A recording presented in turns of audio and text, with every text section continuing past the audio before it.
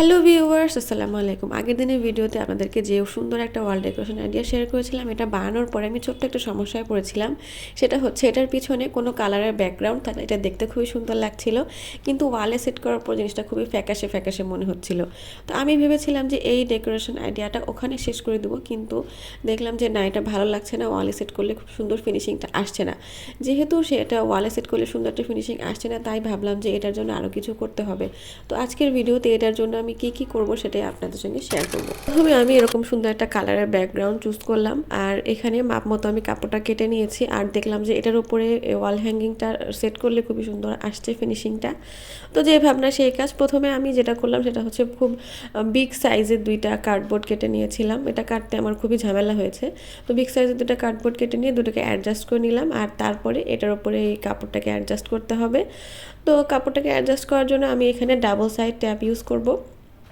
Double side tap দিয়ে খুবই সহজে এটাকে এখানে অল্প সময়তে সেট করা যাবে। আর ডাবল সাইড ট্যাপটা যখন আমি ইউজ করব, সে সময় সবসময় খেয়াল করতে হবে যেখানে যে সারফেসে ইউজ করব সেই সারফেসটাকে একটু ডাস্ট ফ্রি করে নিতে হবে, তা না হলে জিনিসটা লং লাস্টিং হবে না।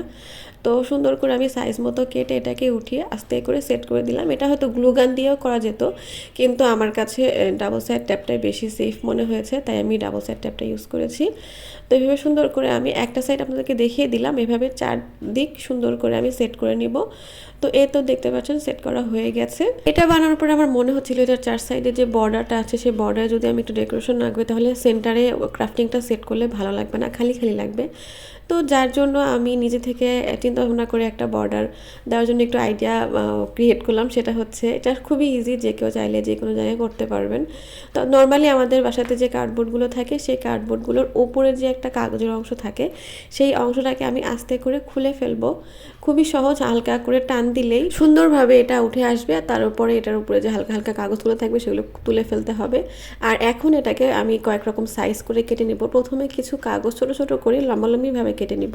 তো অনেকগুলো আমি কেটে নিয়েছি, এখন আপনাদেরকে অল্প কিছু দেখালাম। আর তারপরে কিছু কাগজকে আমি এভাবে আড়াআড়িভাবে কেটে নিব। আর এই লম্বালম্বি আর আড়াআড়ি কাগজগুলো পাশাপাশি বসালে সুন্দর একটা ডিজাইন ক্রিয়েট হবে। আর এভাবে আমি চারদিকে সুন্দর করে বর্ডারটা দিয়ে ডেকোরেশন করব। এটা করলে খুব সিম্পলি, একটু সিম্পলের মধ্যে একটু সুন্দর লাগবে দেখতে। আর এগুলোকে আমি এভাবে সুন্দর করে গ্লুর সাহায্যে সেট করেছি, খুবই সহজ।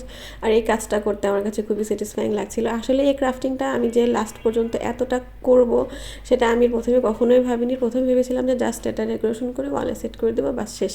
কিন্তু দেখলাম যে না, ওটা ভালো লাগছিল না। একটা কাজ পুরোপুরি কমপ্লিট না হওয়া পর্যন্ত আসলে শান্তি লাগে না। তো এভাবে আমি চারদিকে সুন্দর করে বর্ডারটা দিয়ে নিয়েছিলাম। আমি আমার ক্যামেরাতে কতটুকু বোঝাতে পারছি এটা আসলে বুঝতে পারছি না, কিন্তু বাস্তবে আর অনেক সুন্দর লাগছিল এর চাইতে। আর এটাকে সেন্টারে সেট করার জন্য আমি গ্লু গান ইউজ করবো, যেহেতু গ্লু গান ইউজ না করলে শক্তভাবে লাগবে না। খুব বেশি করে গ্লু গান দিয়ে এটাকে আমি মাঝখানে সেট করে ফেলবো। আর এই তো এটাকে সেট করার পরে আমার ক্রাফটিংটা একদম কমপ্লিট হয়ে যাবে। আর এটা যে আমি এত বড় করে করবো এটা কখনোই ভাবিনি। আমার লাইফে করা সব থেকে বড় ক্রাফটিং এটা। তো আমার ক্রাফটিংটা কেমন লেগেছে অবশ্যই আপনারা কমেন্টে জানিয়ে যাবেন। আশা করছি আপনাদের সবার কাছে ভালোই লাগবে, সুন্দর লাগছিল দেখতে। আর আমার ভিডিওটা ভালো লাগলে অবশ্যই লাইক কমেন্ট শেয়ার করে দিবেন। আর আমার পেজে একটা ফলো দিয়ে রাখতে পারেন, এতে করে আমার নতুন ভিডিওগুলো আপনাদের পেজে অবশ্যই চলে আসবে। আর ইউটিউব থেকে কেউ আমাকে দেখে থাকলে অবশ্যই আমার চ্যানেল সাবস্ক্রাইব করে দিয়ে যাবেন। এই ছিল আমার আজকের ভিডিও।